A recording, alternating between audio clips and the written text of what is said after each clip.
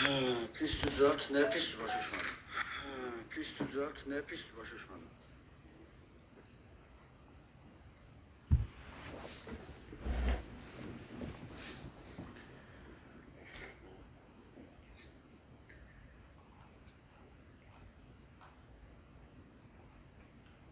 Buyurun. Axşamınız xeyir. Axşamınız xeyir, xoş günlər. Akşamınız xeyir. Necəsiz, nə var, nə yox? Axşamınız xeyir, xoş Nasıl gəldiniz. olun siz? Şükür, sağ ol, var ol qardaş. Şükür, sağ olun. Əvvəla sizin izləyicilər, bizim izləyicilər, kimlər və hamını salamlayıram. Ümid edirəm ki, faydalı bir mövzu olacaq. Danışdığımız kimi məhsuldar, etik çərçivədə bir müzakirə olacaq.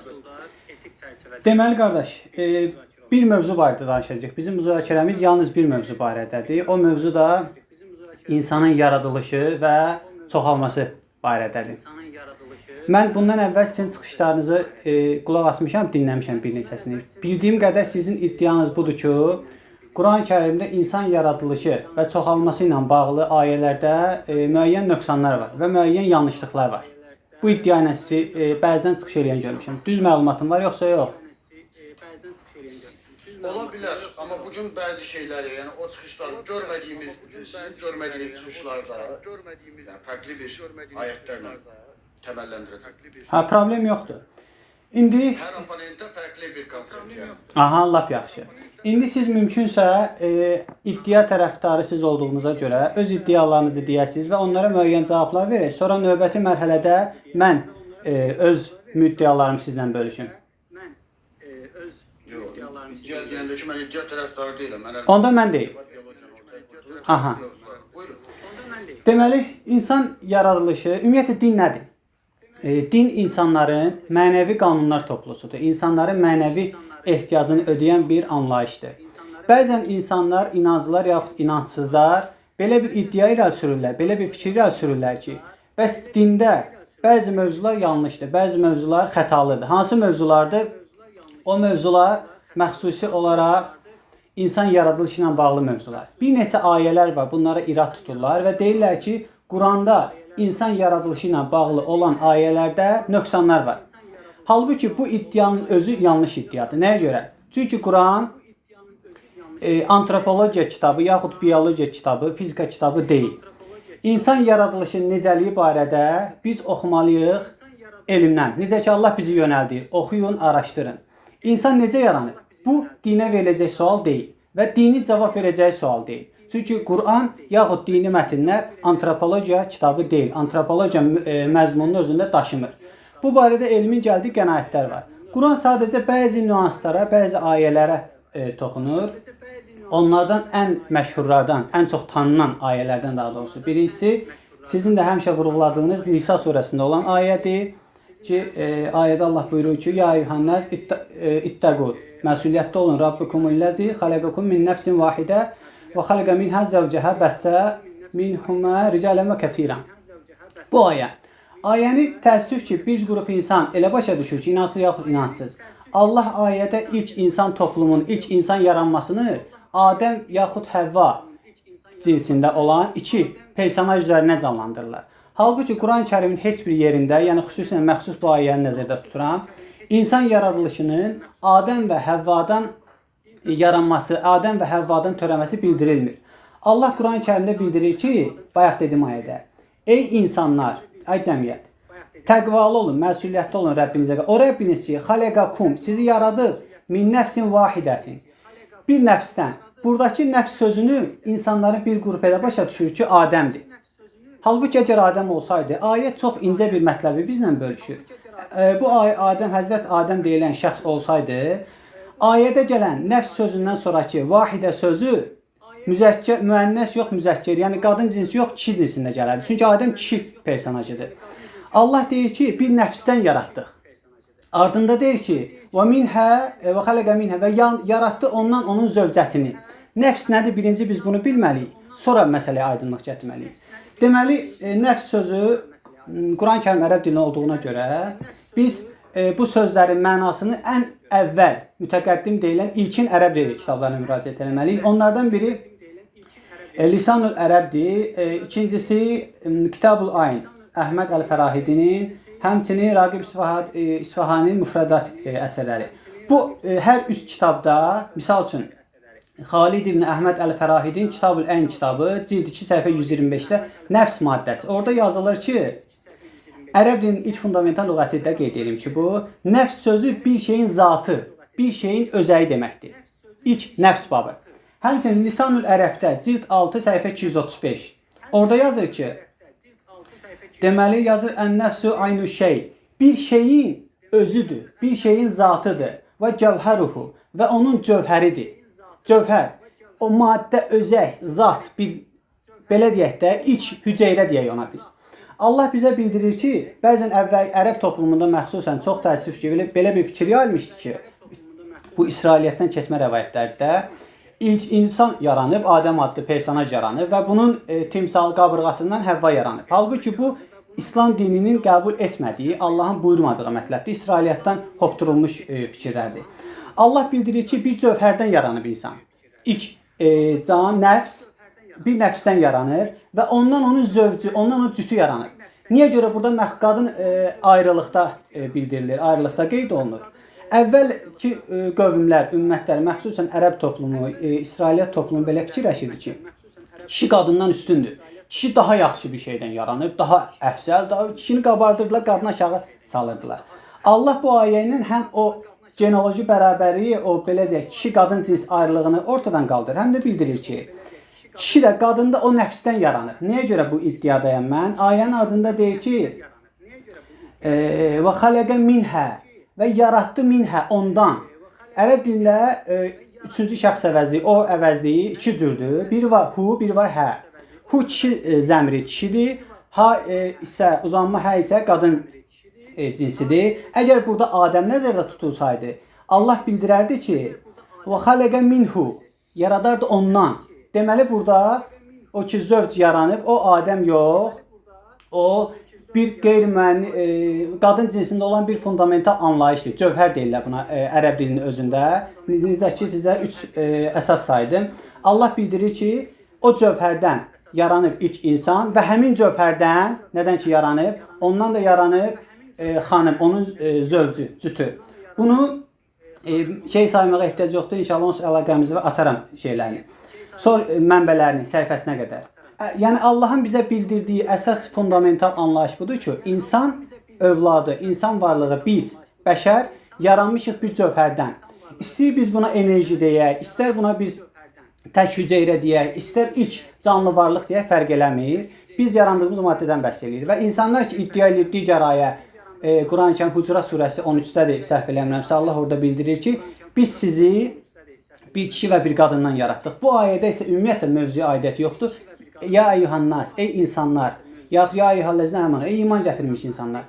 Bizə də sizi bir kişi bir qadına yaranmışıq. Təbii ki, indiki dövrdə elə bir insan yoxdur ki, öz varlığını inkar eləsin və desin ki, mən bir kişi bir qadından yaranmamışam.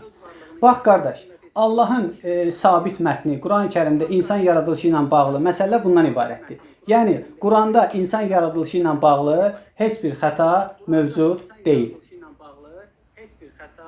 Anladım. Başlaya bilərəm. Buyur qardaş, buyur. Əslində çox çəkməyəcək ki, cəmi 4 kontra var. 4 kontraya cavab versəniz yetərlidir. Mənəviyyat sadəcə dinə sabitlənən bir mexanizma deyildir. Təkamül biologiyası kifayət qədər geniş şəkildə bu istiqamətdə çalışmalar ortaya qoyur. Mənəviyyat dediyimiz şey, sosial struktur dediyimiz şey, əxlaqi təməllər dediyimiz şey dinsiz də mümkün ola bilən bir sistemdir. Bu bir. 2. Antropologiya və biologiya kitabı deyil dediniz. Antropologiya və biologiyaya dair kifayət qədər ayət var. Deyilsə niyə oldu? Onu soruşuram. Bunları bir-bir yaza bilərəm sizin sualları. Ehtiramsız. Birinci sual hansıydı? Deyin, mən onu yazım rahat. Dinsiz mənəviyyatın və sosial strukturun var ola biləcəyi. Bir dəqiqə. İkinci hansıydı qardaş? Antropologiya və biologiya. Bioloji olaraq birdən çox ayət var. Məsələn, Mümkün surəsi 14. Antropologiya və biologiya. Bəli.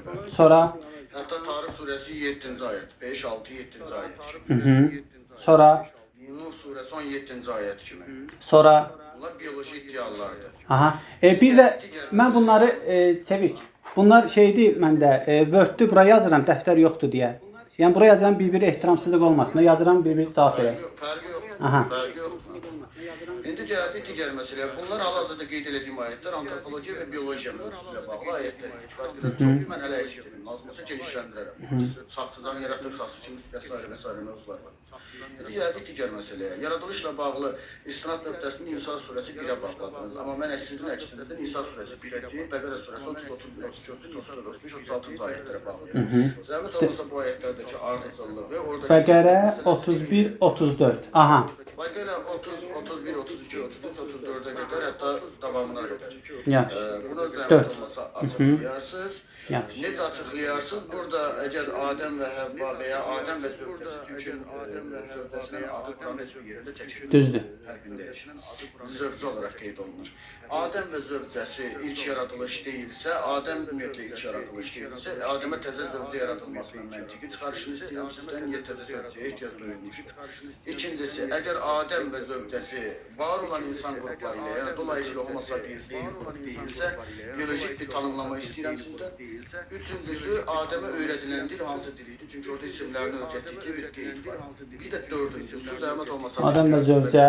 Həmin ayətlərin davamında cənnət məsələsi var. Cənnətdən qovulma və ya cənnətdəki mirmə məsələsi. Hansı ayəni deyirdiniz, qardaş?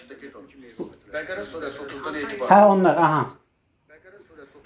Başlayaq. Dördüncü olaraq bu, xeyr, hələ çox danışdı. Buyur, qardaş. Çox geniş kontroversiyalı. Dördüncü və ya 5. Bu dördüncüdür. Heç bir bioloji model təqdim eləmədiniz, yəni insan varlığı ilə bağlı. Əksinə mən sizin əksinizə, yəni teoloji konseptinizin əksinə mən sizə abiogenez və təkamül biologiyası kimi mikro və makro təkamüllə, seleksiyonlarla və adaptasyonlarla insan varlığını net bir şəkildə tanımlaya və açıqlaya bilərəm. Bu modellər biolojik olaraq sabitdir, fosillərlə dəlillləndirilir, genetik və gen araşdırmaları ilə də sabitlənir. Fenotiplərdəki araşdırma, filogenetik araşdırmalar da daxil olsun, istəyir genom araşdırmaları da daxil olsun və ya fosillərdə götürülən DNA analizlərdə daxil olmaqla ki, insan genomu %100 tam olaraq düzlənmiş, eyni zamanda ətrafdakı 100-dən çox canlının genomu da, onların ortaq cəhətləri də, bir-biri ilə olan qohum əlaqələrdə, embrioloji ardıcıllıqdakı atomis genlərdə, yəni bloklanmamış da önümüzə qoyduq, qəlsəmə, iki kameralı ürək və digər mövzular kimi bioloji bir model var əlimizdə və kifayət qədər güclü bir konsept var. Amma siz model olaraq sadəcə ayət göstərdiniz, ayətin semantik və literal şərhini göstərdiniz, ortaya qoydunuz. Yəni bu filoloji bir şərhdir. Bioloji bir model deyil. Zəhmət olmasa model təqdim edirsiniz. Bir də bunu bağlayacaqsınızsa, əgər biraz söhbəti zövqlü halıda gətirməyiniz, modeli də bağlayacağınız istinad nöqtəsində semantik tərifi sabit olan bir tanrı bağlayacaqsınız. Model, aha.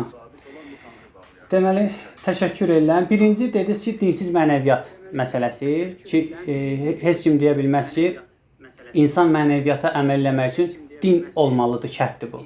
Bu iddia, bu fikir daha doğrusu. Deməli, qardaş, ümumiyyətlə, dinin gətirdiyi müddialar qeybdən olmayan müddialar deyil. Və Quran-ı Kərimdə olan əksər ayələrdə Peyğəmbərə xitabən buyurulur ki, xatırlat. Bizim bildiyimiz qanunları, bildiyimiz mənəviyyat qanunlarını bizə xatırladır. Yəni, dinin vəzifəsi olmayan bir şey bizə gətirmək deyil. Sual verə bilərsiniz ki, məsələn, Elvin, mən inançsızam, mən Çeviç inançsızam, amma mən ola bilər ki, mənəviyyatsız olum. Xeyr. Ola bilər bir insan dindar olmasın, dini qanunlara əməl eləməsin. Yəni, belə deyək, hər hansısa bir yayğın olan dinə itaət eləməsin, amma bu insan mənəvi cəhətdən zəngin olsun. Buna misal gətirə bilərik, Çində olan, əslində, Tanrıya bağlanmayan müəyyən dinlər var ki, Tanrıya bağlamırlar. Həmin insanlar, mənəviyyat qanunları bizim daxilimizdə olan qanunlardır. Çox üzr istəyirəm, bir dənə çatan müraciət edirəm. Buyur, qardaş, buyur. Hörmətli izləyicilər, mən yayının əvvəlində sizə dedim ki, saygısızlıq olmasın, biz burada xoruz döyüşdürmürük.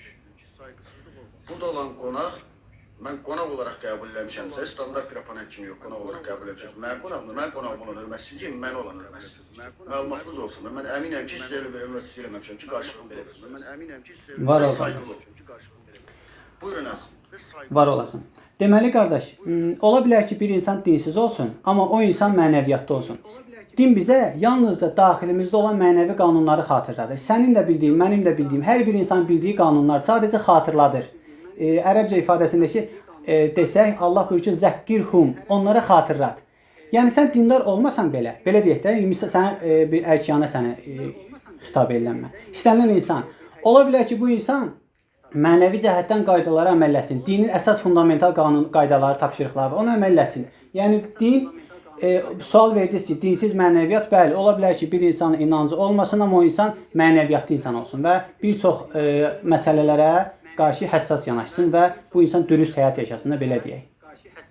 Bu bir. İkinci məsələ, antropologiya, biologiya deyil sözü demişəm və bununla bağlı siz bildirdiniz ki, Quran-ı Kərimdə kifayət qədər ayə var. Elmlə, elmi kitabla, elmi olmayan kitabın arasında əsas fərqlər var. O fərqlərdən biri də budur ki, elmi kitab dəlillər yazır. Məsəl üçün, fizika yerin cazibə qüvvəsini yazır F bərabərdir C M1 M2 böl R kvadratı. Onu bizə yazanda bildirənlər, bu elmi kitabın vəzifəsidir ki, onu detallı şəkildə bizə izah eləsin. Amma biz övladımıza danışanda ki, bax, nəsə bir əşyadır, bu əşyanı göydən yaratdıqsa, bu yerə düşür. Bu elm deyil. Bu sadəcə elmə, belə deyək də, istinaddır, elmə əsaslanmadır. Quranda heç bir ayədə antropologiyaya toxuna bilər, amma antropologiya kitabı, elm kitabı deyil Quran. Nəyə görə? Elmi kitab odur ki, iddianın orada aksiyom olsun, teorem olsun, onun müddialarını əsaslı şəkildə əsaslandırsın. Halbuki biz Quranda oxuduğumuz kimi heç yerdə bu müddia yoxdur. Deməli, Quran öz ifadəsindən desək, hudən lil muttəqin, məsuliyyətli insanlar üçün bələdçidir. Vəssalam. Üçüncü müddia. Bəqərə surəsi 30, 31, 32, 33, 34 dediniz deyəsən. İndi mən bir dənə açım həmin Bəqərə 30. Aha. Deməli, 30-dan başlayayım qardaş. Allah Bəqərə surəsi 30-cu ayədə buyurulur. Və o zaman ki, və izqalə rabbuka lil mələikə, o zaman ki, sənin Rəbbin mələklər üçün, mələklər başqa mövzu, ona indi birinci mövzusu deyə demirəm, qarışmıram, mələklərə dedi, inni həqiqətən mən, cailun, edənəm, yaradanam, yaradacam, indiki və gələcək zamanında istifadə olan sözlə, fil ərzi xalifə, yer üzərində bir xəlifə yaradacam. Ki, insanlar bunu insan deyə xitab edirlər, mövcud toplum. Qalu, dedilər, o mələklər dedi ki, ətəcəlu fihə, orada yaratmaq istəyirsən, o kəsi ki, mən elə bir varlıq yaratmaq, yəfsüdü, fəsad törədəcək orada və yəsfikud dimar, qan axıdacaq. Və nəhnu, axı biz, musabbihu, səni təsbih edirik. Biz səni pak bilirik həmd sənə ilə. Və nuqaddisu lək, və səni müqəddəs bilirik.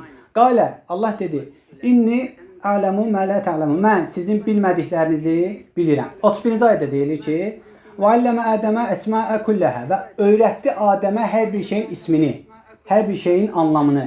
Sümmə sonra arrahum, müraciət elədi onlara, o mələklərə ki, aləl mələkəti və qalə dedi, ənbiuni, xəbər verin mənə, bi əsməyi həuləyi, bunların adlarını, in kuntum sadiqin, əgər sadiqsizsə, düz danışansızsa, bunların adını mənə bildirin. Onlar dedilər ki, sən pak müqəddəssən, la ilmə lənə, bizim heç bir elmimiz yoxdur, sən bizə öyrətdiyindən başqa, innəkə əntə alimu həkim, sən həqiqətən alimsən, həkimsən, 33-ə çatdıq, 30-33 dedi, qalə, dedi, ya Adəm, ey Adəm, xəbər ver, onlara bir əsməyihim, onların adlarını. Fələmmə elə ki, ənbəhum, xəbər verdi onlara bir əsməyihim, onların adlarını. Qalə dedi, ələm əqulləkum, mən demədimmi sizə, inni həqiqətən mən ələmu qaybəs səməvəti və ərz. Yerlərin, göylərin qeybini, bilinməyən şeyləri bilən və aləmu mən tufsidunə və o şeyi ki, tubdunə, gizlədirsiniz, mən kuntum təktumun. O şeyi ki, içinizdə, daxilinizdə gizlədirsiniz, onu mən bilirəm.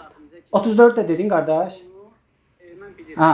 Bura qədər izah eləmədiniz. Hə. Siz orada öyrədilən şeyin nə olduğunu mənə açıqlamadınız. Deməli 31-də buyurur ki, deməli 30-da deyir ki, mən dedi ki, yer üzərində insan yaradacam. Yəni bunun açıqlamasına ehtiyac yoxdur. Sən də mən də insan olduğumuza görə deməli insan yaranıb. Gəlir 31-ə. Deməli Quranı qardaş, problem budur ki, bir qrup insanda istər inansız, istər inansız, bir qrup insanın əsas problemi budur ki, Quranı oxuyanda Qurana yalnız filoloji olaraq yanaşır. Elə billə bu qrammatika kitabı, universitetə imtahan verəcəklər. Oxuyla bu söz isimdir, bu söz feildir, bu söz məsdərdir, bu söz mübtədadır. Quran özü bizə bildirir ki, Peyğəmbərə xitabən bildirir ki, biz peyğəmbərlərə göndərdik, insanlara Quran və hikmət öyrətsin. Quran öyrətsin, kitab öyrətsin və hikmət, doğru düzgün düşüncə öyrətsin. Hikmətsiz Quran yalnızca samit, danışmaz bir kitabdır və insanlar arasında fikir ayrılığı yarada bilər. Quran, keçən dəfə yadınıza gəlir, sadəcə mən kamera ilə danışmamışdım, hermenevtika məsələsi danışmışdıq sizlə. Quran-ı Kərimi hermenevtika olmadan oxuyan insan təbii ki, problemə düşəcək. Hermenevtikanın əsas məqsədi budur ki, istər Quran, istər qeyri-Quran, mətni oxuyanda gör bu mətndən sənə nə deyilmək istəyir. Allah, mən öz bildiyimi, daha doğrusu öyrəndiyim, bildiyim məlumatları sizdən belə bölüşə bilərəm. Allah bizə bir səhnə barədə danışır. Bir səhnə barədə danışır. Deyir ki, bir insan var, Adəm bildiyimiz kimi İbrani dilindən, İvrit dilindən keçmədə adam deməkdir. Deyir ki, bir insan var, bir varlıq var və mələklər var. Mələk sözünün yeri gəlmişkən ərəb dilində sözün kökü, mələkə sözünün kökünün bir mənası da qədim ərəb dilində qanunlar deməkdir. Allah bildirir ki, səhnə ilə bizə baş salır ki, bax, qanunlardır, yaxud belə hal-hazırda mifoloji olaraq başa düşsə bu bizim mələklər, qanadlı mələklər deyək. Bilən dəstəni, bilməyən dəstə, iki dəstədən Allah bizə bəhs edir. Deyir, Adəmə öyrətdi. Hansı dildə öyrətdi? Məsələn, bax, insan doğulanda anasından, da biyoloji varlıqda biz anasından süd əmir inkişaf edir də. Yaxud biz, mən keçən dəfə bir məqalə oxumuşdum Oxfordda, uşaqlarda haqsızlığa qarşı etiraz. Bu, ailədən öyrədilmədir, yoxsa hər bir insan içindədir. Bu barədə araşdırma aparılmışdı. Deməli, qardaş, yaxşı qardaş. Deməli, iki dənə toplum var. Allah öyrədir. Bizim düşüncəmizə görə mən nə bilirəm, bu Allah tərəfindən öyrənir. İstər bu universitetdə öyrənim, istər harada öyrənim, bu qanunları qoyan varlıq var, qanunları qoyan varlıq. Qanun varsa, nizam varsa, bu qanunu qoyan bir varlıq var. O varlıq öyrədir. Buna dilə ehtiyac yoxdur. Əgər dili olsaydı, lallar necə öyrənir? Lal səndən ünsiyyət qurur. Məsələn, sən baxa-baxa, sən mənə baxa-baxa, mən belə eləsəm, məsəl üçün, gözüm belə eləsəm, sən deyərsən buna bax, təkəbbürü eləyir, hələ buna bax, gör necə danışıqdır. Bunun şərti o deyil ki, mən sənə ingilis dilində, Azərbaycan dilində, rus dilində, türk dilində öyrədim. Bu, bildiyim bir məlumatdır. Orada bilən dəstə var, bilməyən dəstə var. Ayədə, sən dediyin ayədə, 30-34-də olan ayədə. Allah deyir ki, bilən dəstəyə deyir ki, Adəm timsalında. Bilməyənə deyir, gördünüz, mən bildiyim var, elə şey var, siz bilmirsiniz. Səcdə eləyin bilənə. Dünyanın idarə qanunundan Allah söhbət eləyir. Bildirir ki, bax, bilməyən insanlar var, varlıqlar var, bilməyən qanunlar. Bütün dünyada cəhalət bilənə tabi olsun, itaət eləsin ki, ayənin ardınca deyir ki, uscudu ilə Ədəmə. Adəm üçün Adəmə tabi olun, ona səcdə eləyin. Deməli, buyur qardaş. Burada işarələnmiş şeyləri görürsünüz. Burada bir dənə plus var, geri qalan 3 dənə də plusdur. Hansıdır qardaş? Bir dənə plus din və mənəviyyat məsələsi ki, onunla həmfikir olduğunuz sizdə qəbul edilir. Dinsiz mənəviyyatın ola biləcəyi ilə var. Geri qalan 3-ü də hələ minusdadır ki, bunlar cavab verilmir, böyük ehtimal verilmir. Veriləcək qardaş, niyə verilmir? Yox, rahat qardaş. Bax, o qısa deyil. 30 saniyəlik qısa o ikinci müddəanı deyim və salam. Deməli qardaş, bax, ikinci müddəa bu idi ki, Bəqərə, daha doğrusu 3, Bəqərə 31-34 məsələsi. Bilən dəstə, bilməyən dəstə. Allah orada bizə başa salır ki, bilməyən dəstə, bilən dəstəyə itaət eləsin. Bu qədər bəsit. Burada insanın yaradılış barəsində bir söhbət olunmur. Yəni, sırf Allah bizə çatdırmaq istəyir ki, bu dünyada bilməyən varlıqlar, bilən varlıqlara itaət eləməlidir. Əzim, baxın, burada təkrar qeyd edirəm. Biologiya və antropologiya, Mömin surəsi 14-cü ayət. Embrioloji ardıcıllıqla nöqtə ilə bitən tam net izah olduğu və literal şərh olduğu bir ayət var. Tarix surəsi 7-ci ayət. Açıq şəkildə biolojik bir iddia irəli sürür. Yəni, siz bu mövzudan yayına bilməzsiniz, yəni manevr edə bilməzsiniz. Ona görə ki, net bir şəkildə ayət, yəni Mömin surəsi 14-cü ayət biolojik olaraq bir iddiadır. Tarix surəsi 7-ci ayət biolojik bir iddiadır. Zariyət surəsi 49-cu ayət biolojik bir iddiadır. Yəni, tam olaraq biolojik bir iddia. Onlar yanlış iddialardır, qardaş, yoxsa... Bu iddiaların var olduğunu siz qəbul eləsəniz, geri qalanını müzakirə edə bilərsiniz. O iddialar hansı iddialardırsa, onlar tamamilə var və doğrudur. Doğru düzgün iddialardır.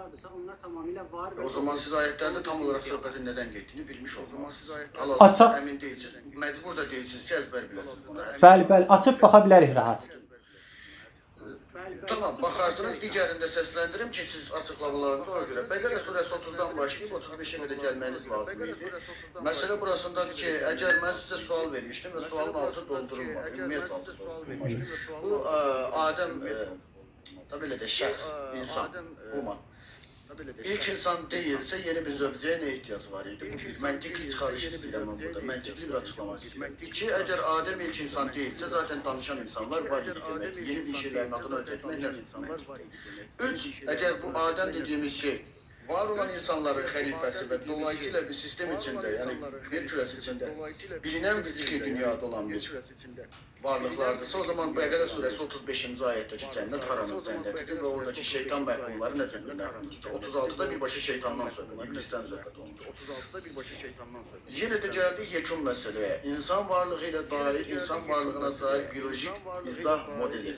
Abidiniz mikro ve makro tekamüllet dolayısıyla evrim biyolojisine, tekamül biyolojisine alternatif bir hipotez veya iddia hələ ki koymamışsınız.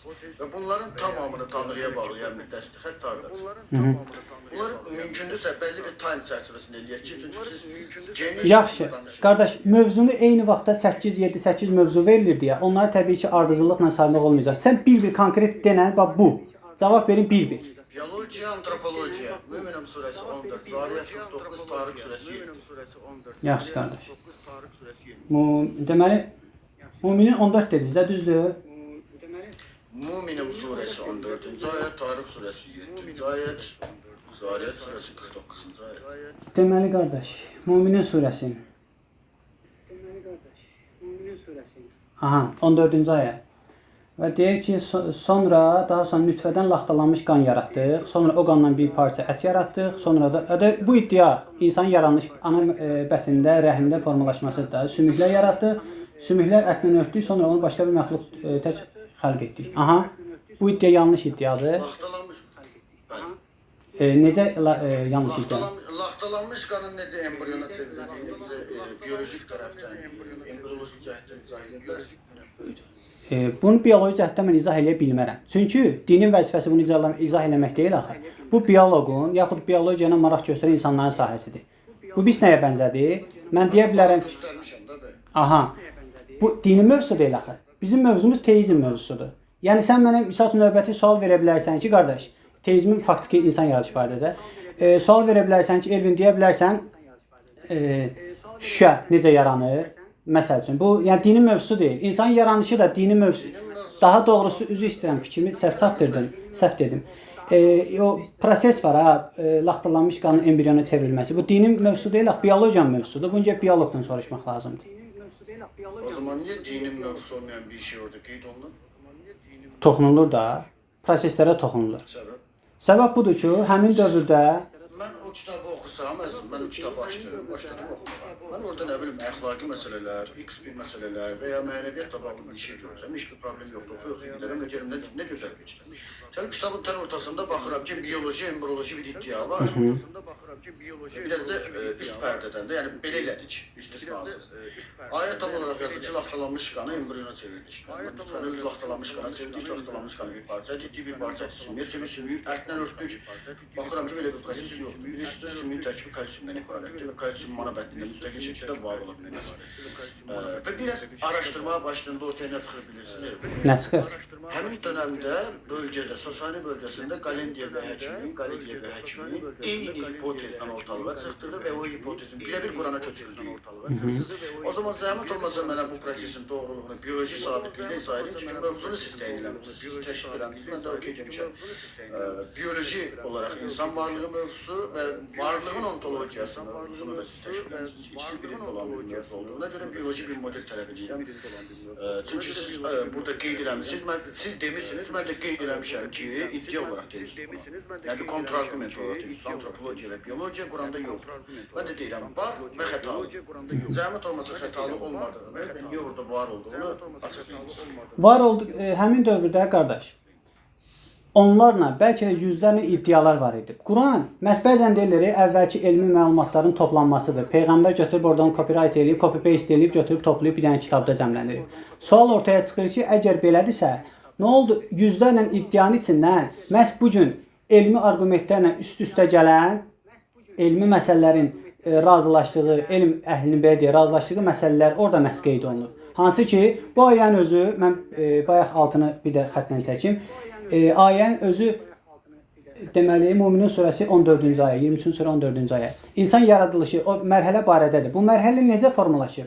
Bu dinin sahəsidir də, biologiyanın sahəsidir və mən adba-ad sadalamayacağam ki, hansı alimlər bunu deyib, hansı iddia bu çünki əgər istəsəz sırf bu mövzu barədə mən alimlərin bütün iddialarını toplayaram, bir gün bəs eləyər. Oturub sırf bu ayədə hansı alimlər, hansı elm əhli, yəni dindar kütlədən söhbət getmir də, avtoritar alimlərdən kimlər bu mövzunun, bu iddianın, bu cümlənin elmlə uzlaşdığını deyir. Sizlə bölüşə bilərəm. Və siz həmçinin necə ki bunun əks arqumentini gətirirsiniz ki, bunu deməyənlər də var. Mən də onu deyən alimləri gətirə bilərəm. Sonda seçim sizin yaxud bizim ixtiyarımızda ola bilər.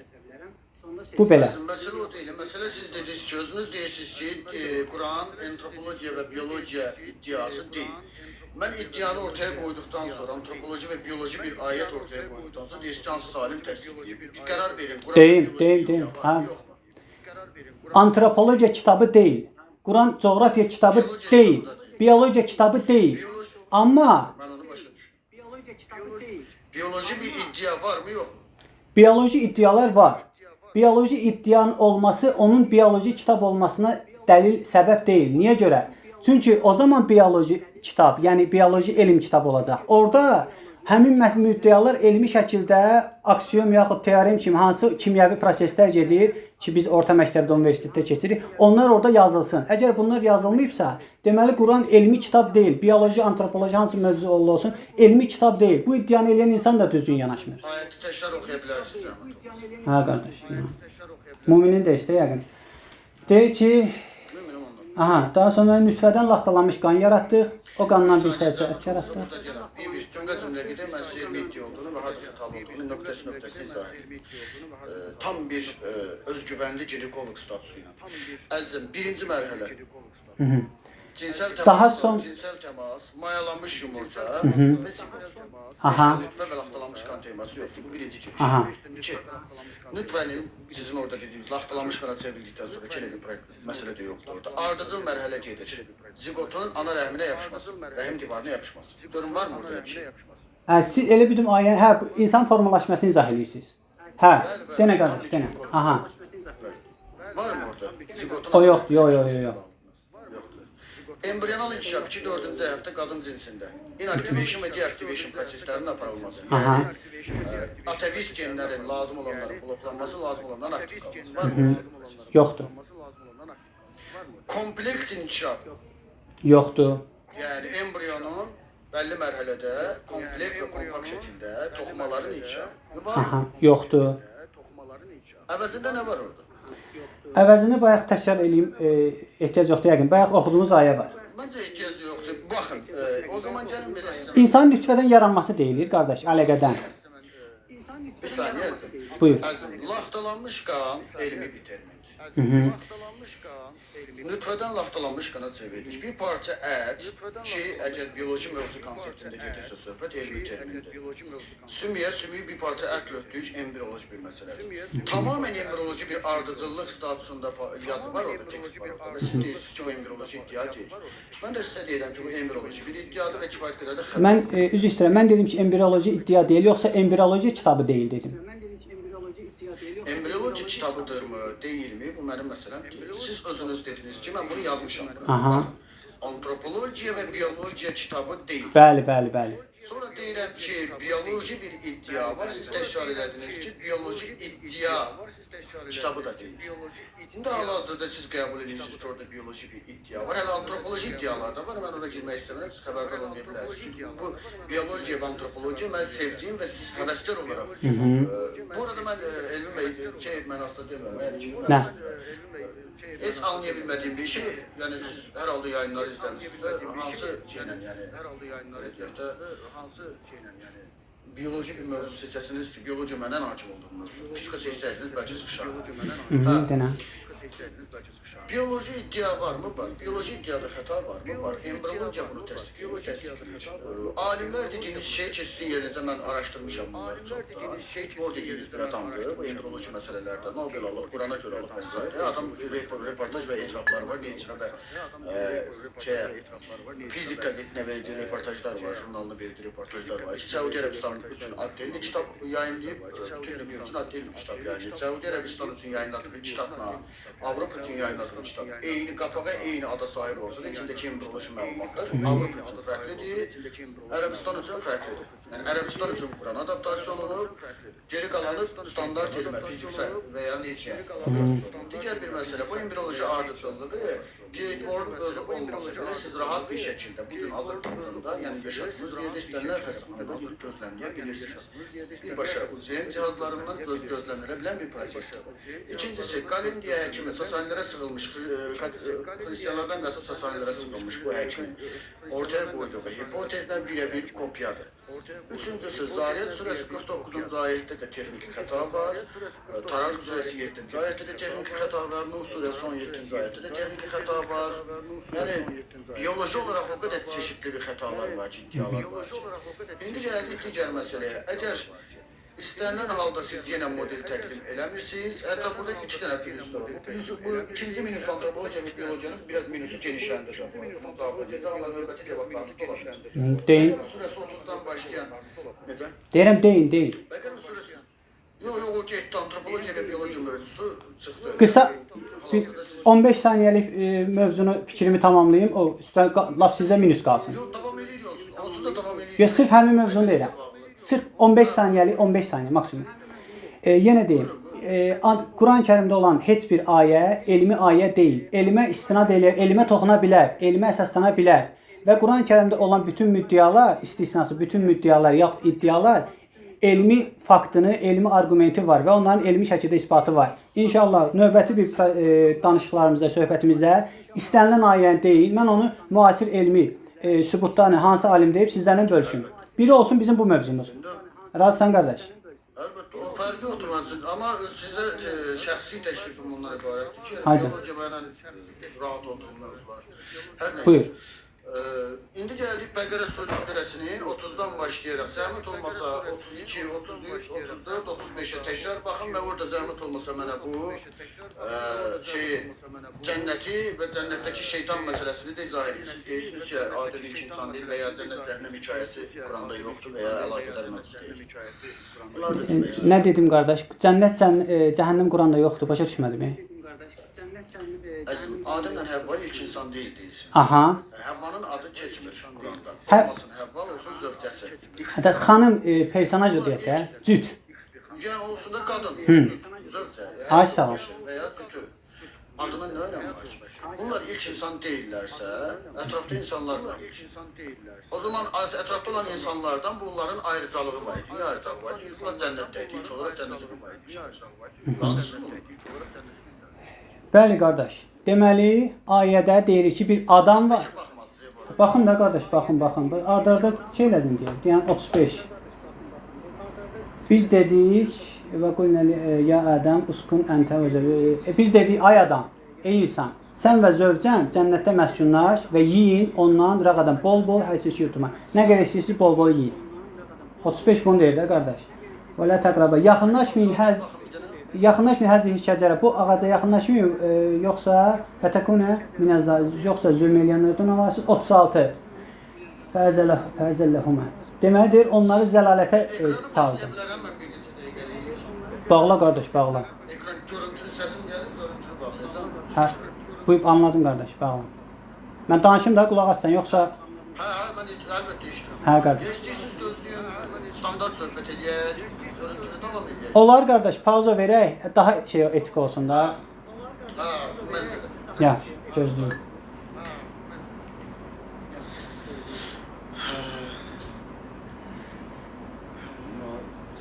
Sən kimsə bilmirəm, amma saygılı olursun. Sən dedim, axı bayaq.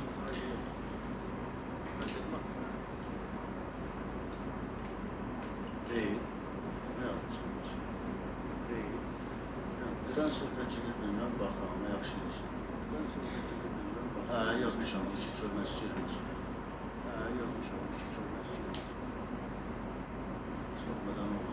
Sən deyirlər bu. Nədən olduğunu üçün danışıqda zaten. Mən də sənə belə deyək, sağ ol demək borcumdur ki, bəzən görürəm danışanda insanlar arasında səs qaldırmada olur. Etik qaydalarla biz danışmışıq da, o olduğuna görə sevinirəm. Yəni var olasan. Elə sən də mədəni insansan ki, rahat söhbət edə bilirik. Əlbəttə, niyə olmasın ki? Eşat biri mənə devata gəlməz. Ay yoldaşlar, gəlməz bu adam, gəlməz. Bu gəlib sistemini risk atmaz. Klasik fiqhdən çıxdım mı? Klasik İslamdan çıxdım mı? Ortada tanrı falan tapmış. İslamın tanrısından çıxdım. Sabit tarif yoxun projesi aslında. Sabit tarif yoxun projesi aslında. Konuzlaştırım diyor burada. Konuzlaştırım diyor burada.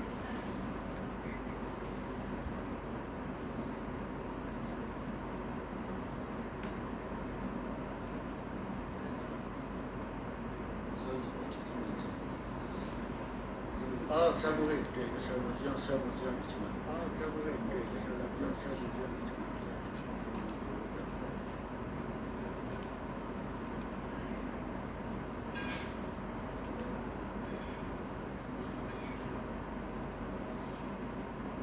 Şöyle, mesela çocuk başladı aslında.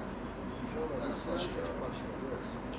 Biz evimi burada gedimler, hatta işimize daha yaxşı. Çok dəxilsiz adamlara şans və fürsət vermişim. Çok dəxilsiz adamlara şöbət üslub olmayan, ədəb üslub olmayan adamlara çox şans vermişim. Bir də şans verdim, üslub olmayan adamlara çox şans vermişim. Yəqin ki, söz mənə aid deyil də, qardaş.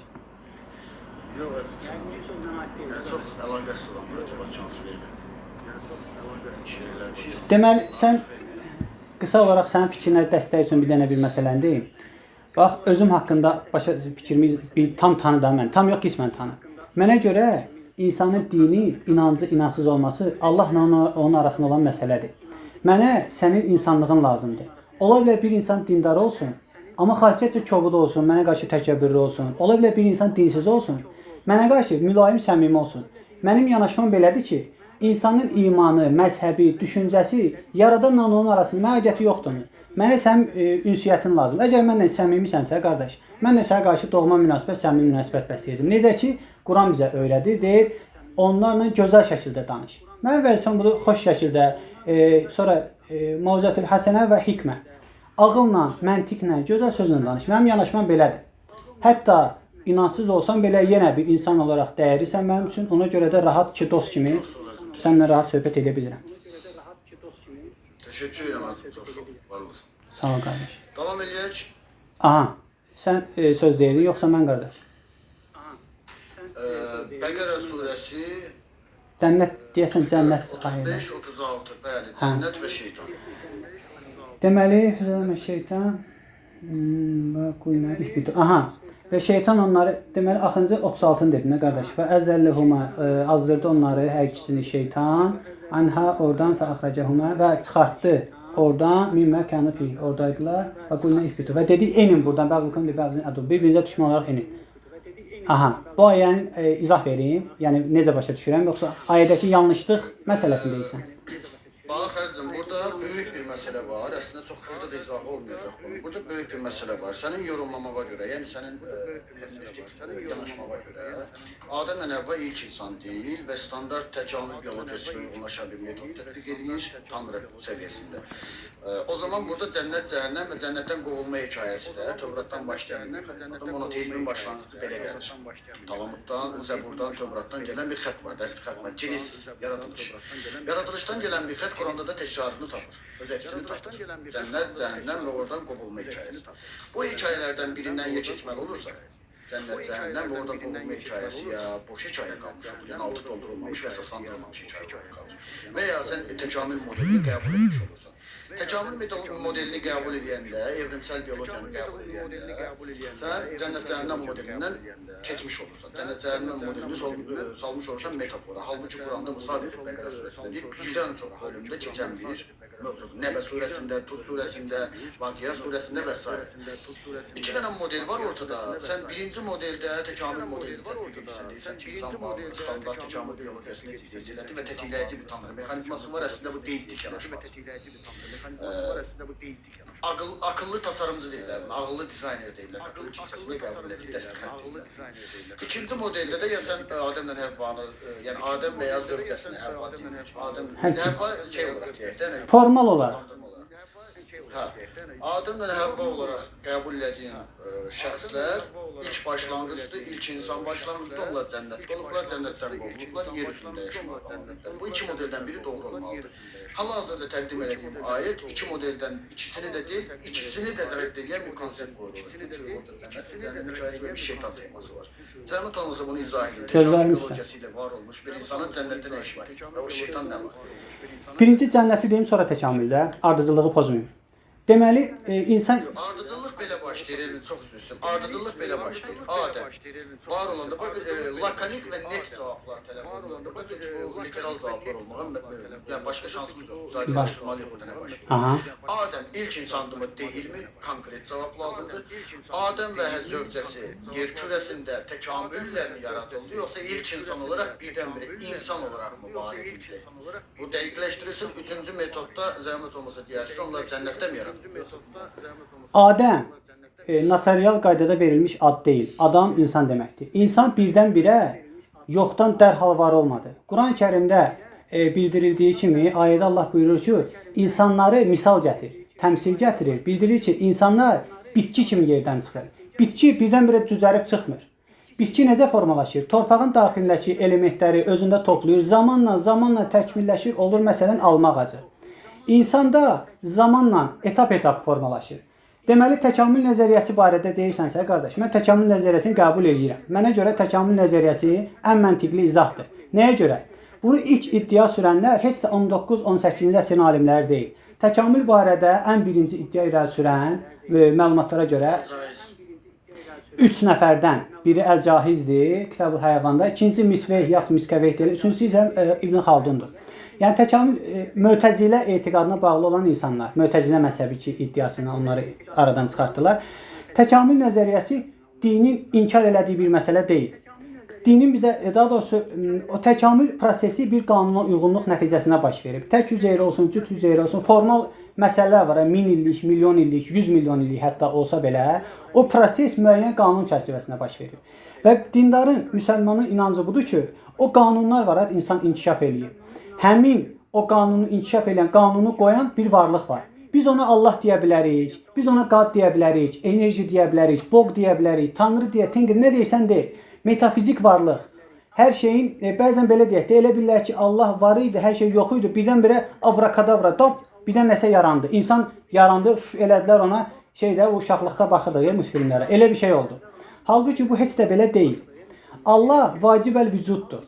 Yəni, vacib əl-vücudla mümkün əl-vücud məsələsində, vacib əl-vücudla mümkün əl-vücudu biz belə izah edə bilərik ki, bir tonqal təsəvvür eləyək, qardaş. Təsəvvürlə tonqal yaranır, yanır, tonqalın var özəyi, var şöləsi. İndi sual oluna bilər ki, bu şölə özəyə möhtacdır, yoxsa özək şöləyə möhtacdır? Təbii ki, şölə özəyə möhtacdır. Yaxşı, ikinci sual budur ki, əgər belə ola bilər, tonqal yansın, özəyə yansın, amma şölə olmasın ətrafı, ola bilməz. Tonqal varsa, olması vacibdir tonqalın. Deməli, onun şöləsi də var. Yəni, Allah, materiya, maddə, heç də, belə deyək, durduğun yerdə bir dənə Allah hansısa bir cisimdə dayanıb, bir yerdə, bir dənə abrakadabra elədi, bir varlıq yarandı. Heç də belə deyil. Allah əbədi əzəlidir, insan da, yaxud bütün materiyada heç zaman yox olmur. Materiya maddələrin formadan formaya düşməsindən dəyişə bilər, amma yox ola bilməz. Misal üçün mən ölə bilərəm. Ölə bilərəm torpağa, belə deyək, torpağın hücrə üzvlərinə dönərəm, yandıra bilərlər məni. Bir hissəm qaz şəklində qalxa bilər. Yəni, mövzunu çox uzatmıram da. Təkamül mənə görə dinin iddia elədiyi müddəalarla zidd deyil. Sual verə bilərsiniz ki, əgər təkamül varsa, deyirsən ki, təkamül var elmi. Bəs nətər oldu Adəm məsələsi, cənnət məsələsi? O ayəni də başqa ayələr izah edir. Allah deməmişdi ki, Quranda, mən yerdə, cənnətdə insan yaradacağam. Allah demişdi ki, mən yer üzündə xəlifə, bir insan, Adəm, bir bir şəxs yaradacağam, bir insan yaradacağam. Deməli, insan yaranıb yerdə. Hansı yerdə? Bu deyirə, bəs cənnət ayələri var. Bayaq biz siz oxudunuz, sadaladığınız ayələr. Cənnət nədir? Cənnət bildiyin kimi ərəb dilindən tərcümədə bağ deməkdir. O dövrdə bu insan bağda yaşayırdı. Çünki əgər bizim dediyimiz o metafizik cənnət olsaydı, Quran ayələri deyir, orada haram heç nə yoxdur. Orada yiyin, bol-bol yiyin, heç bir şey qadağan deyil. Amma bu cənnətdə qadağan olmuş bir məsələ var. İkinci müddəa. Quran ayələrində o bizim ölümdən sonraki cənnət məsələsində deyir, orada onlar kölgəliklər üzərində olarlar. Ya daha da kölgəlik görməzlər, amma sərin olar. Amma bu cənnətdə, bu birisi cənnətdə görürsən ki, bu müddəalar özünü doğrultmur və cənnət ayələrində deyir ki, hum fiha xalidun, orada əbədi qalarlar. Cənnətə girən insan əbədi qalar. Oradan çıxırsa, deməli bu həmin cənnət deyil, bu dünyadakı bağdır. Növbəti məsələ, cənnətə yalnızca əməli salihlər daxil olarlar. Yəni Adəm doğulub bizim Adəm dediyimiz o ilk varlığı desək, doğulub cənnətdə nə şey var? Nə yaxşılıq elədi ki, getdi ora bu?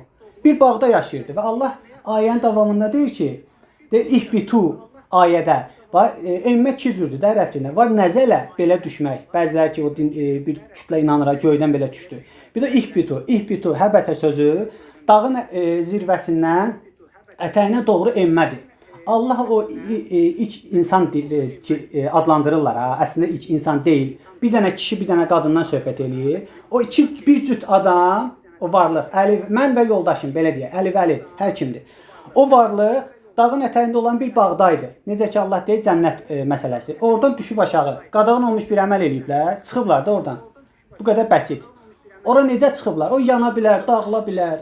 Davam edə bilərəm. Buyur qardaş, buyur. Əzim, çox qarışıq elədin sən bunu, vacib vücuddan girdin, nə bilim, bir şeylərdən çıxdın. Siz çox sadə bir məntiqi lakanik cavab tələb edəcəm. Adəm dediyimiz nədir? İnsandır, bütün insanlığı təmsil edir insandır. Dedim, orada keçən Adəm məsələsi bir insandan və Adəm nə demək ümumiyyətlə? Adəm, Ədəm sözündən yaranıb, İbrahim. Zövcəsi nədir? Adəm adamcısı zövcəsi nədir? Əsasən xitab olunanda ərəb dilində, ərəb və İbrani ivrit dillərində də, Yahudi dillərində bütün dinlər, bir çox din buradan törədiyi üçün o dillərin biz mənasını, o sözlərin mənasını bilməliyik ki, görək bu sözlərin mənası nədir? Adəm sözü ilk insan, bir kişi deyək və onun zövcəsi, Həvva deyirlər, hər nə deyirlər, bir insandır da, o Adəm, bir dənə kişi, adam, insan, insan deyiləndə əsasən kişilərə xitab olunur. Məsələn, əksər vaxtlarda ərəb dilinin qaydası budur. Ərəb dilinin qaydası budur ki, kişi cinsini ərəb dili məxsusən vurğulayırdı. İslam gələndən sonra bu gender məsələləri həll oldu. Yox, əzim, Adəm ümumi insanlığı təmsil edir. İnsanlığı yox. Bir dənə bax belə deyək. Bir kişidir. O zaman Bəqərə surəsi 30-dakı Adəm yaradılmış ilk insandır. Niyə ki? Bir insan təmsil edirsə Adəm, bir insandan söhbət edirsə, bir insan və onun zövcəsi. Hə, sən sualını tutdun. Orada notarial ad deyil, qardaş. Adəm, X varlıq, belə deyək. Bəqərə surəsində X var, X adlı şəxs. Adəm. Şəxs sözünü Adəm kimi biz başa düşək də. X adlı şəxsdən söhbət gedir. Yəni bu o adı Bəqərə surəsində də Bu şəxsdən söhbət gedirsə, X adlı şəxs olmasın, Adəm olsun, Kələntər dayı bu fərq nədir? hə də. Kələntər dayı və zövcəsi. Hə. Burada bir nəfər kişi, bir nəfər qadından söhbət edir. Hə bir cütlükdən bəhs edir də bizə. Ki bir dənə insan var, onların başına belə bir hadisə Özəl gəlir. olaraq yaradılıb. Yox. Onların başına bu hadisə gəlib. Kimin başına bu? Adəmlə Həvvanın. Adəm Həvva biz deyirik də Adəm Həvva. Oradakı insan əli ilə abrakadabra ilə misal üçün bir dənə kişi, bir dənə qadın fərqi nədir onun? Adəm olsun, Həvva olsun. Adəm Həvva deyək, notarial ad deyək. Ali İmran surəsində 59. Bəqərə 59-a bir dənə baxaq. Baxın, yaxşı. Bir saniyə, yox, qarışıqlıq ola bilər. Yaxşı, Bir saniyə, olun deyək. Ali İmranda olmalıdır. Baxaq görək Adəm ilk insandır, yoxsa deyil. Hə, deyə bilərsən baxın. Burada Məryəm surəsində bir dənə ayət var. Yəni İsa'nın atasız doğulduğunu fərqindəsiniz sizə görə. Bu Belə qəbul edirsiniz. bu məsələ müzakirə olunacaq məsələdir. Bu günün mövzusu deyil. Amma mənə görə Yox, ona görə demirəm. Çox maraqlı bir şey var. Adəm məsələsində demirəm. deyə bilərsiniz. Bir Bir saniye ayeti tam tespit. Bir saniye ayeti tam tespit. Bəqərədəydi yoxsa şeydə. Bir saniye. Hə, yaxşı qardaş. Kod yazın. Kod yazın. Yox, problem yox. Sonra mənə də deyərsən, mən də baxaram da. Əlbəttə bu deyil. Sonra mənə də deyərsən, mən də baxaram. Məsələ əslində 2 saniyələr qalsın. Yaxşı. Yaxşı.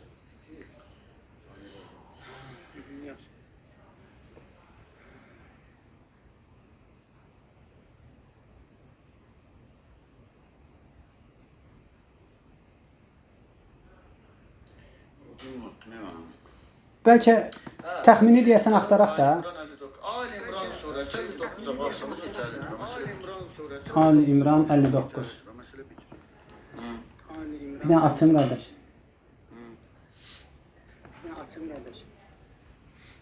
Deyir, həqiqətən Allah yanında inə məsələ İsa ibn Allah yanında kəməsələ Ədəm. Hədə İsa'nın misalı adamın misalı kimidir. Aha. Adəmin yoxsa adamın? Adam bizdə deyirlər də. Adam deyə, Adəm deyə, nə deyirsən də. Adəmin atası var idi mi? Adəm müəyyən kim olsun, müəyyən bir şəxs olaraq da deyirsən. Belə deyirsən, əlbəttə atası var idi. O zaman İsa'nın da atası var idi. Hə, ona görə deyirəm ki, Quran deyir ki, bax Quran nə deyir? Deyir Adəm nə? Quran Məryəm surəsində deyir ki, İsa'nın atası Tanrı yoxdur. Hə, nə deyir? Quran deyir İsa'nın atası yox idi. İsa'nın atası var idi. Bax bunu deyim. Bu müzakirə olunan mövzudur, əslində dərin mövzudur. İsa'nın atası olmaması barədə Quranda hansı ayə var? Məryəm surəsinə baxaq. Baxaq. Desən mən də baxaram da. Bu deyil. Desən mən də baxaram da.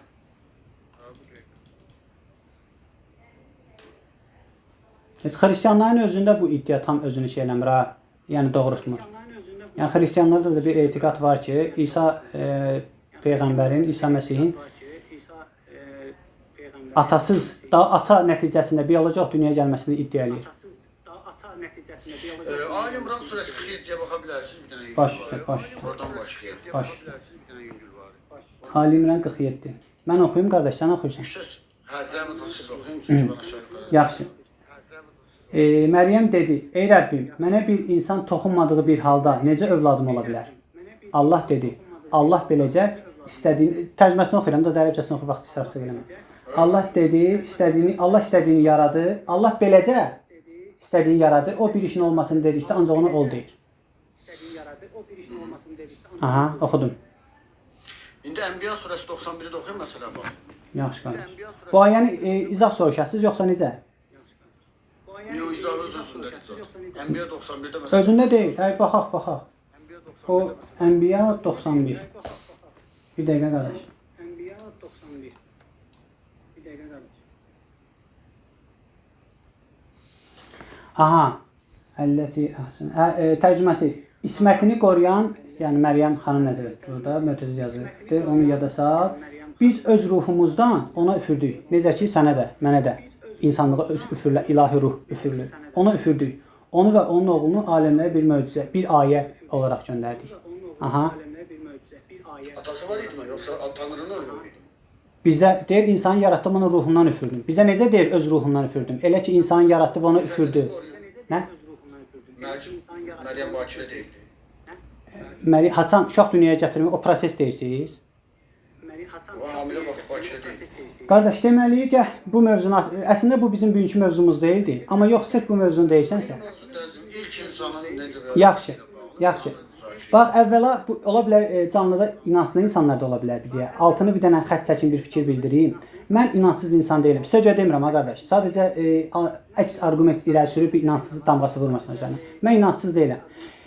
Quranın təlimlərinə görə, dini mətnlərə görə insan ideoloji məsələdə təqlid eləməməlidir. İdeologiyada, düşüncədə insan sübutlara əsaslanmalıdır.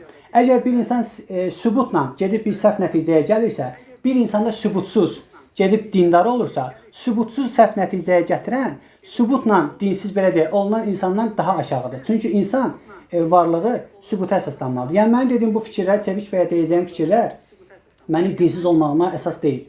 İsa Məsihin dünyaya gəlmə məsələsi barədə. Məryəm surəsi 20-21 finalda buraxılır. Məryəm surəsi Demin, ümumiyyətlə müsəlman alimləri Quran mətnlərində Məryəmin atasız dünyaya gəlməsi barədə bir mətn yoxdur. Hətta Məryəm surəsi 20-21. Məryəm 20-21. Deyən qardaş.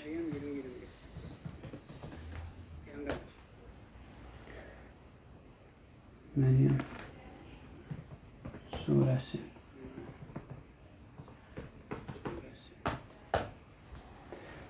Aç. Deməli, Məryəm dedi, mənim necə oğlum ola bilər ki, mən indiyədək bir insan əli belə toxunmayıb. Mən zinakar da deyiləm. Bəli. Deməli, xristian Məryəm ana kilsədə olan rahibə idi. O dövrün qanunlarına görə rahibə evlənə bilməzdi. Evlənən rahibə hətta halal evlənsə belə zinakar sayılırdı. Özünü Harda rahibə edəsin? kilsədə də sinagog deyirlər. Kilsə sonra formalaşdı. O ibadət olunan yer deyək ora. Sinagog deyək, məscid deyək. Bugün belə bir yasası yoxdur. O dövrün qanunlarında, o dövrün maraqlana bilərik biz. Şeydə ibadət edən nədir insanlar, o məscid deyək ora, sinagog deyək, həm də məbəd. Məbədə özünü həsr edən insanlar, ora qurban verilən, belə deyək də, insanlar özünü həsr edən insanlar ailə qurmamalı idi. Özünü ömür boyu Yoxdur Yahudi teologiyasında bir şey yazım, qadınlar özünə çəkməsin. nəsə qadınlar özünü həsr eləsin bir iddiası yoxdur. Əgər o dövrün belə deyək, mən məlumatlarını tapıb sizlə bölüşsəm ki, o dövrdə belə bir müddəa var, necə olacaq? Taparsız bölüşür. Hə, yaxşı. İnşallah mövzun burada qalır da, baxaram, onu taparam. Növbət dəfə inşallah şeyləri, bütün o arqumentləri mən sizə gətirərəm dəlilləri. Hal-hazırda mənim iddiam budur ki, Yahudilik Məryəm ananın, Məryəm xanımın olduğu böyle özünü həsrləmişdi məbədə. Məbəddə isə özü ömür boyu o məbədə itaətkar olmalı idi. Əgər o ki, bir qrup xristiyan da iddia eləyir ki, Yusiflə evləndi, ailə qurdu. Öz qohumu Yusiflə. Əgər o Yusiflə hətta halallıqla belə deyək də bizdə kəbinlə belə deyək. Hətta onunla evlənsəydi belə zinakar daması vurulacaqdı ona. Çünki bu insan Mən Məryəm surəsi 21-ci soruşuram. deyir ki, sənin oğlun olacaq. Allah Məryəmə deyir ki, sənin oğlun olacaq. Deyir, mən insan əl dəyməyib, bax, hələ bu evlənməyib. Bunun heç bir insanla mənim bağışda yaxınlıq olmayıb. Necə ola bilər? Davamını oxu. Mən zinakar deyiləm. Hə. Dalınca ayəni 21. Məryəm, mənə bir insan toxunmadığı və iffətsiz olmadığım halda necə uşağım ola bilərdi? Cəbrail dedi, belədir. Ancaq Rəbbim buyurdu ki, mənim üçün asandır. Biz onu insanlar üçün bir möcüzə və tərəfimizdən mərhəmət mənbəyidir. Bu əzəldən qərar verilmiş bir işdir. Aha. Beləcə ona hamilə qaldı. Və buna görə də onunla birlikdə uzaq bir yerə çəkildi. İndi mən də sizdən öyrənmək istəyirəm. İsa'nın atası müqəddəs bir ruhdur, bu deyilmi? Yəni Allah ruhudur mu? Deyilmi? Əgər Allah ruhudursa, dolayısıyla Ali İmran surəsi 59-cu ayətdə nisbət olunan Adəm kimi, dolayısıyla Adəmin də atasıdır. Eyni zamanda Adəm də özəl bir yaradılışı məhsuldur. Bu bağlantını, bu zənciri bir-birindən qopardan argumentiniz nədir? Budur ki, Allahın qanunlarında heç zaman qanunlar pozulmur. Fiziki qanunlar heç zaman pozula bilməz. İnsan yaradılışı qanun çərçivəsində baş verir və bioloji olaraq da insanın yaranması insanın bioloji proses nəticəsində olur da. İstər bu Məryəm olsun, istər belə deyək, Tereza ana olsun, fərq eləməyəcək. İnsan yaranması bioloji proseslə baş verir. Hə? Bu sizə avtomatik deyildir. Məni deist eləyir. Niyə ki? Ayəti dandınız. Hansı ayəni dandım? Deyə bilərsən hansı ayəni? Surəsi 20, 21, 22, 23. Hansı hissəsini dandım? Ali İmran surəsi Cəbraillə olan Məryəm arasındakı diyaloq. Deməli, birincisi Cəbrail yox, qardaş. Ayədə nə deyilir? Gəl 20-dən başlayaq da, qardaş. Cəbrail deyilsə, o zaman Məryəmlə Allah birbaşa özü təmas edir. O ümumiyyətlə o məsələlər, metafizik məsələlər, qanunlar, mələk sözü mənə görə mələk sözü, qardaş, hərfi mənada da qəbul eləsək, bir mənası mələk sözün qanunlardır. Ki, necə ki, bəzi rəvayətlərdə deyilir, Allah mələklə, nə? Anlayıram. Hə, bəzi ayələrdə deyilir ki, mələk vasitəsilə yağış yerə enir və bu gün o dövrdə fizika elmi inkişaf eləmədiyinə görə Peyğəmbər ən bəsit dildə deyildi. Mələk sözünün ölüm mələyi, ölüm qanuna uyğunluğu. Mələk sözün Mən mələkləri soruşmuram. Cəbrail deyilən şəxsdə bir qanuna uyğunluqdur. O proses atası barədə bir neçə iddia var. Mən o dövrdə yaşamamışam, amma iddialardan biri budur ki, atası Yusif olub. Əzim, Quran yazır ki, atası Yusif deyil, siz deyirsiniz ki, atası Yusif olub. Quran yazır atası Yusif deyil. Hansı ayədir? Bilən deyə bilərsiniz? Yəni burada Quran deyir ki, açıq şəkildə. Mənə bir insan toxunmadığı və iffətsiz olmadığım halda necə uşaq ola bilər? Aha. Siz deyirsiniz ki, Yusuf ona toxunur. Hələ uşaq doğulmuyor. Deyim də rahat qardaş. Bax, bir qadındır. Bu adam bunun dediyi Deyim. belədir. Ancaq Rəbbim buyurdu ki, bu mənim üçün asandır. Biz onun insanlar üçün bir möcüzə və tərəfimizdən bir mərhəmət mənbəyi edəcək. Biz bu əzəldən qərarı verilmiş bir işdir. Mən nə varım qardaş?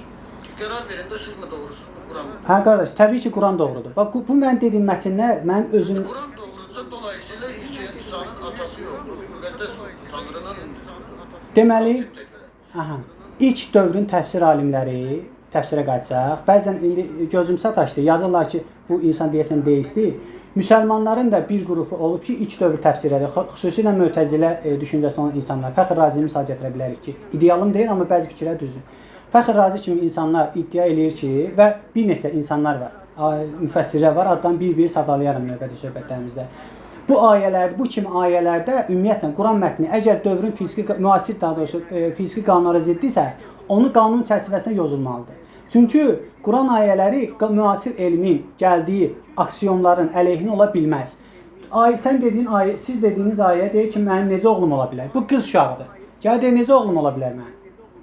Mən indiyə qədər insanlara necə hamilə qaldı? Hə də, o deyirdi ki, axı mən zinakar deyiləm. Sonra, bax, belə deyək də qardaş, mövzu əslində növbət dəfə şey eləməliyik, bu mövzunu geniş müzakirə eləmək. Qısa deyim, bir qız uşağıdır, gəlir bura qardaş, gəlir deyir, mən heç kim yaxınlıq, bəlkə kobud ifadədir, mən heç kim yaxınlıq eləməyim.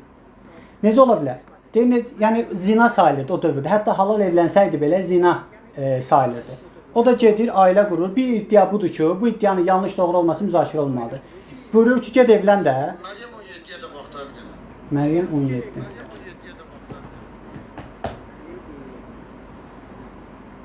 Deməli, ailə üzrərinə gizlənmək üçün pərdə tutmuşdu.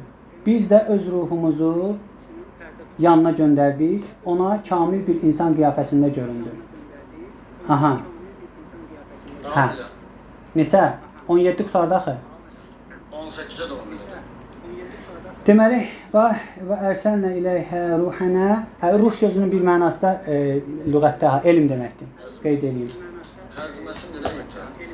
Yox, tərcümə yox, bunun izah olmasa problem yarar. Məryəm dedi, mən səndən rəhman olan Allaha pənah aparırım. Əgər müttəqi, təqvalısansa, məsuliyyətli insansın, mən səndən Allaha pənah aparırım. Aha. Mənə toxunmayın. Dedi ki, qardaş, ayə nə deyir? Bax, 17 dağdır. Deyir ki, 18-i deyirəm, 18-də. 18-də mən şey baxıram, ona görə mənə toxunma sözünü axtarıram. Ona görə 17 qayıtdım. İndi 19-u bir dənə oxuyum. Mən sənə ancaq təmiz bir oğlan bağışlamaq üçün Rəbbinin göndərdiyi elçiyəm. Aha. Kimdir o? Onu deyirəm də qardaş. Onu deyirəm ki, bir qrup müsəlmanlarda da var. Baş eləməklə deyil, əziz qardaş. Həqiqətən, bax qardaşım, bu iddianı irəli sürən insanlar var. Bax, hər şey qırağa qoy. Əzim 17-ni bir dənə də təkrar oxuyaq. 17-ni bir dənə də təkrar oxuyaq. Ki, bəlkə 17-dən 19-a bir dəfə oxuyum, qutarsın. Çünki təkrar. 17-ni bir dənə təkrar oxuyaq. Deməli, deyir ki, vəttəxəzmin dunihim fəərsənlə göndərdik biz iləyhə ona ruhənə öz elmimizdən bizdə ilahi varlıq, qanunluq, yaradan Tanrı, Allah. Aha. Tanrı göndərdi. Aha, bir rəsul. Rəsul. Aha. Hə, sonra təməssələ. Rəsul sözü var orada. Və ərsəlnə göndərdik, qardaş deyir ki, və ərsəlnə bəx 17-də. Deyən qardaş, bu deyir ki, Orada rəsul sözü var orada. deyən qardaş, deyən. Bir dəqiqə qardaşım. Ailə ardarda dedi. Vallahi mən. Bax 17. 17 deyir ki, min dunihim icabən və ərsəlnə, risalət ərsəlnə göndərdik. Göndərdik iləyhə ona, Məryəmə tərəf ruhənə, öz ruhumuzu və təməssələ təmsil tapdı, təmsil tapmışdı, formalaşmışdı bir insan surətində. İnsana bərabər, insan idi. İnsan surəti. Bir 19-u da oxuyanda olur. 19. Aha. Qalə dedi. De var da qardaş, bə deyirəm deyirsən Rəsul var. De 19-da yazır da. Deyir ki, qalə innəmə ənə rasulun. Mən rəsulam. 19'da vardı 17'de yok. Hə də ora parantez olaraq mötəzə dedim ki, Rəsul. 2 aya sonra var da. 17'de yoktu 19'da var. Hə 17 20-ni oxuyurduq da biz ona görə. Ben de sana deyirəm 17'de ruhu gönderdi deyirəm. Ben de sana deyirəm 17-də deyir ki, qardaş. İləyhə ruhənə öz ruhumuzu göndərdik. Əhsən. 19'da da o ruh insan qismində görsənir. Yəni ardıca ayətdə. Hə orada da deyir ki, hə də Rəsul bir Allahın bir elçisi idi gələn. İndi 19'a dinə baxanda həqiqətən mən sənə tərtəmiz bir oğlan uşağı bəxş etmək üçün Rəbbin göndərdiyi bir elçiyəm. Kimdir o elçi? O elçinin kimliyi barədə müzakirələr var da. Əli, Vəli, Pirvəli. İndi bir qrup iddiaçının Fiziki varlıqdır. bir qrup iddiaçıların fikri budur ki, müsəlmanlar da var burada. O fiziki varlıqdır. Allahın seçdiyi insanlardan biri idi. Fiziki varlıqdır. Bir qrup deyirəm, bax belə bir fikrimi bir də tamamlayım. Bir qrup, hətta müsəlmanlar da burada yer tapır. Əzim fiziki varlıqdır. İnsan qismində görünməyinə nə ehtiyac var? Zaten fiziki insan. İnsan da təməssələ, formalaşmış insan. 17'nin son cümləsində təşkil baxın bizə. 17'nin son cümləsində təşkil baxın. Hə, deyir ki, ruhənə təməssələ ləhə bəşərən səviyyən. İnsan səviyyəsində, insan. Səviyyə. İnsan səviyyə, eyni insanda yəni. Yəni insan vidində gəldi də, ruh insan vidində göründü. Ona görə deyirəm də qardaş, ruh sözünün bir mənası da Allahın qanunlarıdır qardaş, qanunları. Elmi, qayğanun uyğunluğu. İndi bir qərar ver görək bu İsa'nın atası Yusufdur, yoxsa həqiqətən Cəbrayil? Ona görə deyirəm, Quranın mövzusu onun atasını təyin eləmək deyil. O Quran mövzusu deyil axı. Bu barədə araşdırmalar var, teoloji araşdırmalar var. Əzim, mən izah edəcəm, niyə atası olmur, zətən bilinmirsə, İsa oğlu Məryəm, Məryəm oğlu İsa deyir Quran şeyə. Məryəm oğlu İsa deyir. Bu Yahudilikdə elədir də, ana ilə bilinir də əsasən. Quran Yahudi kitabdır. Misal, Yahudi misalıdır da. Necəyəm, o Tövratda olan mövzudur. Hə də qardaş, o İsrailiyyatda olan mövzudur. Allah bu şeyin İsa'nın atasını tanımır. Tanıyır. Sadəcə bir mətn o dövrdə hansı qayda ilə nazil olub? Həmin dövrdə bax özümü misal gətirim. Elvin Arif oğlu, mənim atam Arifdir. Əgər mən İsraildə köçüb orada yaşasam, baxmayaraq ki, İsraildə ana adından xitab olunur, üstünlüyü təşkil edir. Mənə deyəcəklər Elvin Arif oğlu. İbrahim anasının adıyla xitab olunub. Xızra anasının adıyla xitab olunub. Hansı Yahudi peyğəmbərin anasının adıyla xitab olunub Quranda? İsa xaricində. Hansının İsa xaricində kimin anasına, atasının adı xitab olunub? Anası ilə deyirəm, hansı Yahudi şeyini peyğəmbər? Anasının adıyla xitab edir Quranda. İsa xaricində. İsa'ya xitab edir. Ola bilər ki, o dövrdə qardaş. Hə. Bir dənə İsa peyğəmbər, bir dənə İsa Məsih. Ola bilər ki, o dövrdə artıq mədəni məsələdir. O dövrdə mədəniyyət elə formalaşıb ki. Belə də olmasa, necə? Yahudi adəti ilə anasının adı. Adət sonradan formalaşır da qardaşım. Musa'nın xeyr. Nətər yox? Adətlər formalaşır. İsa var idi, yoxsa Musa var idi? Birinci Musa, İsa'dan qabaq Musa. Musa'ya anasının adıyla mı xitab edilmişdir? Yox. Kimin adıyla xitab edilmişdir? Musa'ya atasının adından. Niyə İsa'ya anasının adıyla xitab edilir? Ona görə ki, ola bilər deyirəm, həmin dövrdən sonraki yüzilliklər ərzində bu dil qaydası dəyişib ana ilə xitab eləmək bir mədəni forma alır. Bu sadəcə sən keyfi yorulur deyə belə şey. Niyə olmur əziz qardaş? Gəl araşdırma aparaq bir dənə. Araşdırma aparaq görək. Yetər, mən qardaşım, məncə sən buna gələn dəfə bəlli bir saatda hal-hazır bir mövzu təyin et. Elə. Olar sən eləyəsən qardaşım. Yox, mənim üçün problem yoxdur. Mənim üçün problem yoxdur. Amma belə deyək. Bax, insan yaradılışı barədə yaxud hansı mövzunu deyəsən qardaş, mövzunu. Sırf o mövzu barədə canla başla. Deyəndəki burada, bax, mövzu burada deyəndəki. Hələ mən burada səhv vermədiyim birdən çox sual var. Ver də qardaş, istəyirsən ver. Yorulmamısansa ver. Burada görürsən 4 dənə minus var. Bu bir də biz bir dənə mövzuda həm fikir vəziyyətə gəldi. O da ki, mənəviyyat. Ola bilər. Şərt o deyildi ki, ikimiz də eyni fikirdə olaq. Açıq qaldı. Təbii ki. Yox, bu cavablanması və cavablandıqdan sonra da argumentasiyalar Sizə görə də qardaş, ona görə deyirəm, fərqlidir. Bu subyektiv fikirlərdir. Mövzu ərzində insan varlığı və bunun biyolojik modelləri. O barədə müzakirə elə. Bu yenə deyirəm, bu dini mövzusu deyil axı.